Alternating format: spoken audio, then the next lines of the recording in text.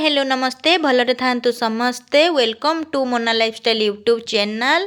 आज तो थंबनेल देखिक जानी पारथुवे मु कौन रेसिपी आनी आपण मानन पई। आज चितौ पिठार रेसिपी आनी।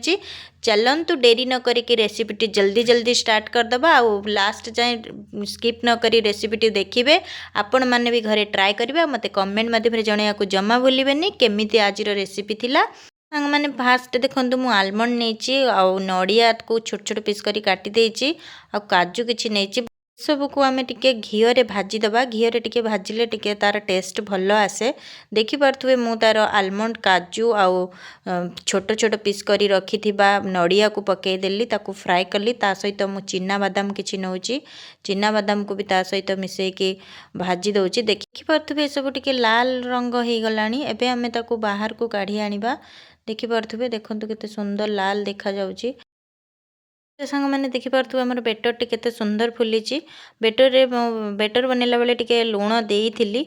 तापर नेक्स्ट देखु मु कौन कौन से मिसौची आउ टिके हल्का लुण देली।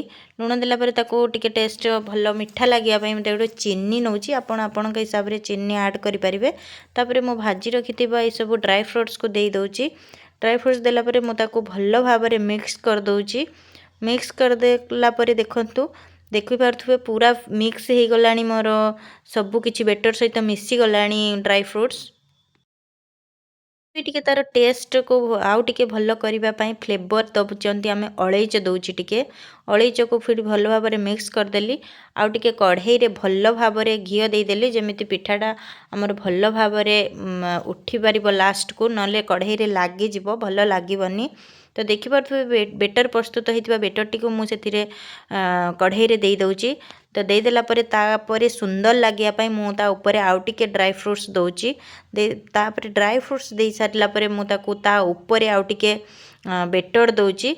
बेटर देला परे मु ताकू किछि समय पई घोड़नी रे 5 मिनिट पई सिम करके बसई दउची। फाइनली देखंतु मोर चितौ पिठा रेडी हो जाइए। देखंतु केते सुंदर भल भाव रे फुलीची आ सॉफ्ट भी होइची। तो देखंतु आपण माने भी थरे मस्ट ट्राए करंतु बहुत टेस्ट लागिवो। आ घिओ आउ तार ड्राई फ्रूट्स आउ बेसी तार नड़िया फ्लेवरटा बहुत भल लागे। मैंने देखिपे मोर तो चितौ पिठा रेडी हो गला। आपण मानकु मोर आजिर रेसिपी केमिति लागिला दयाकरी कमेंट माध्यम रे जणाइबाकू जम्मा भी भूलिबेनी। आउ हाँ सांग मैंने जो मैंने मोर चैनल ले नुआ अछंती आपण मानकु जदि मोर रेसिपी भल लागुची ताले कमेंट माध्यम रे जणाइबे। आउ प्लीज मोर चैनल को लाइक शेयर सब्सक्राइब करबाकू जम्मा भी भूलिबेनी। तो देखंतु मु ताकू केते सुंदर भाव रे सजेई दउची। मैंने ये तो मो स्टाइल थिला चितौ पिठार रेसिपी।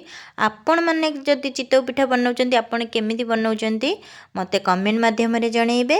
जम्मा भी भूलिबेनी संग माने। वाओ देखि पारथुवे संग माने फाइनली हमर चितौ पिठा सहित रेसिपी रेडी हो गला। आ मु यार जो मटर तरकारी बिना पियाज रसुण रेसिपी खूब जल्दी आपण मानक सहित शेयर करिवि।